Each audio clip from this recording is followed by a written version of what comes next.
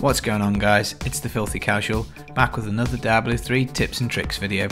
Today's video I'm going to show you how to farm puzzle rings as efficiently as possible, with a simple little trick that will only take you about 5 or 10 minutes to set up.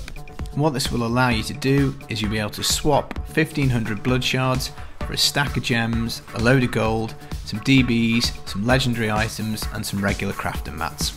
Now before I show you how to do it, if you could drop a like rating on the video, it'll really help me grow the channel, get this video to some people who might not know this little particular tip or trick. And thanks for all the support I've had over the last few weeks, it has been amazing. So let's get into it. Now the question is, why would you want to swap your blood shards? Well, I personally find that early game they're really strong. Obviously 1 to 70 they're super strong. Once you do hit 70 they're a good way of filling in missing pieces from your build. They're a good way of getting ancient items, but I tend to find once I get to around Paragon 500-600 I just find that their values diminish quite a lot, and at this point I'm normally running quite dry on gems. The reason for this is because you need gems to reroll jewellery, so if you've been doing a lot of fiddling about with rings and amulets you're probably a little bit low. You've got to get all your gems up to flawless square ones for your builds, and then you obviously need gems to get those augments. Now augments early game are really strong. If you can add 2 or 3 level 80 augments, your character's power will take quite a significant jump. So normally around the 500-600 Paragon mark I'm on the hunt for gems, and I just find that this is the easiest way to come about them. Now obviously you will find puzzle rings naturally as the game goes by, but there are so many rings in the loot pool at level 70 that even though it's quite a common drop, it's still going to be quite rare for you to find one. Now what we can do is we can manipulate the game so that we can get much higher odds to get a puzzle ring to drop. And to do this, what you're going to do is you're going to create a new character. But it's quite important that that new character is not a barbarian, a wizard or a necromancer. Because what we're going to do is we're going to level that character up to 31, which is the level that the puzzle ring becomes available. And for any other character, so Demon Hunter, Witch Doctor, Monk, Crusader, at 31 there will only be 3 rings in the loot pool, of which the puzzle ring will be one of them. If you go with Barb, Wizard or Necro, they've got other rings that go in the loot pool, so it's just going to cost extra shards for you to do. So you may as well pick one of the classes that only has 3. Now to level a character up to level 31 will only take 1 or 2 minutes, a level 25 gem of ease, slapping in a 2-handed weapon, and you'll be there in no time at all. Just go to a high density area, kill a few monsters until you get to level 31. Now don't level up your gem of ease past 25, it's a waste of time, and you're also quite likely to overshoot 31. Whilst that's not a massive problem because it's only level 34 when a lot more rings open up, really just get to level 31. You don't want to spend any more time than you have to doing this. But as I say, it'll only take a few minutes. And once you've got your level 31 character, go back to town, start rolling blood shards and rings, and then every 3rd ring, roughly 1 in 3 legendaries that will pop out will be a puzzle ring. And then it doesn't matter whether that puzzle ring is level 31 or level 70, it can go in the cube and open up Gretes Vault.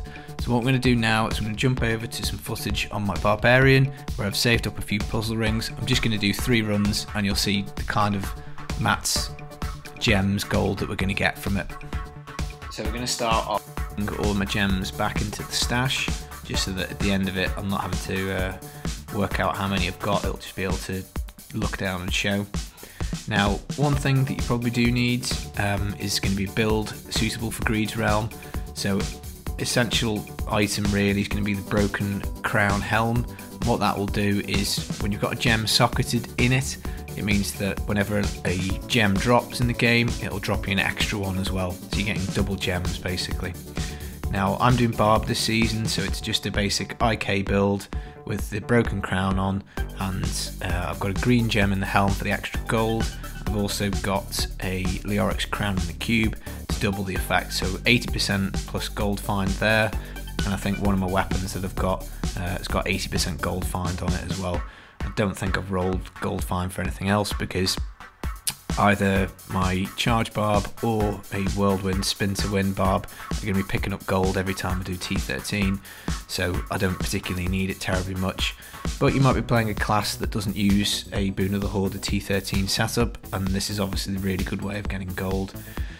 So you just jump into Gretes Realm, it probably takes about 2 minutes to do a run, and you'll find 3 or 4 goblins in there. Sometimes they'll drop legendaries, sometimes you'll get the goblins that drop gems. You can find blood shard goblins, which obviously are not particularly useful, albeit you can then go back and craft some more puzzle rings. But really, the one that you're really hoping to hit is a couple of the gem goblins, just so that you can get those augments up and running as quickly as possible. Now, one thing I will say is on all these runs, you'll see that when we get to the end of it, we're not actually going to go in and kill Greed herself, because there's just no point really. She doesn't drop any gems. You'll get some gold. If you open up the chest, you'll probably get a couple of legendaries. I just don't think it's worth the time. It does take a few minutes to kill her. She is quite tough. You know, even on T13 you've got to wait for the animation to load. She's got to get up off her fat arse and come and fight you. So I just think, well, what's the point? I may as well just crack on with another run. So it's a good little trick, this. I'll probably use it until I've got enough gems to augment, I don't know, maybe 6 or 7 pieces, and then I'll stop doing it, play the game normally, and if and when I need any further augments, I'll dip back into it. So it's, you know, fairly straightforward. I do this every season just to give myself a bit of a boost on the gems, because I do find that, you know, as I said earlier, I do run dry on them. I mean, it is boring, you know, there's nothing to be said for that. It is dull doing puzzle ring runs, so I tend to do them in batches of 5, maybe 10. I'll stick on a podcast and listen to that whilst I do it, just trying to alleviate the boredom of it. But if you want to get gems and you want to get them quickly, then, you know, this is a pretty good way of doing it. Now, another option you can do is, if you're using a T13 build, you could just simply stick a broken crown helm on that and just collect the gems naturally as you go. I tend to find this way is a lot quicker, because as you can see right there, we run into one of those goblins, you know, the gem goblin, the diamond looking one, and they'll drop loads of gems, and that makes it so much quicker. So there's always that option. You can always have a look at your T13 build and work out, well, can I put the broken crown on, or can I put it in the armor slot? And for this season in particular, with the theme being the Ring of Royal Grandeur, that is most definitely easier. It is something that's a lot easier to do this time around, because you're not having to sacrifice a gear piece for it. So I think we'll do another couple of runs, and I think rather than have me commentate over it, I'll probably just skip to the end and then have a little look, see at what we've got.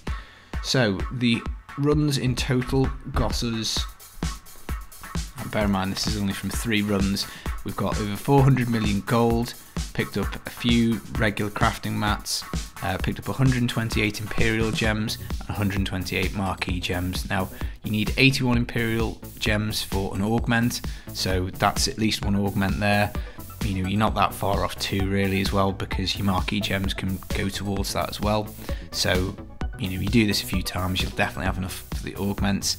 Picked up some blood shards, picked up some legendary items. None of them were decent, as it turned out when I looked at them.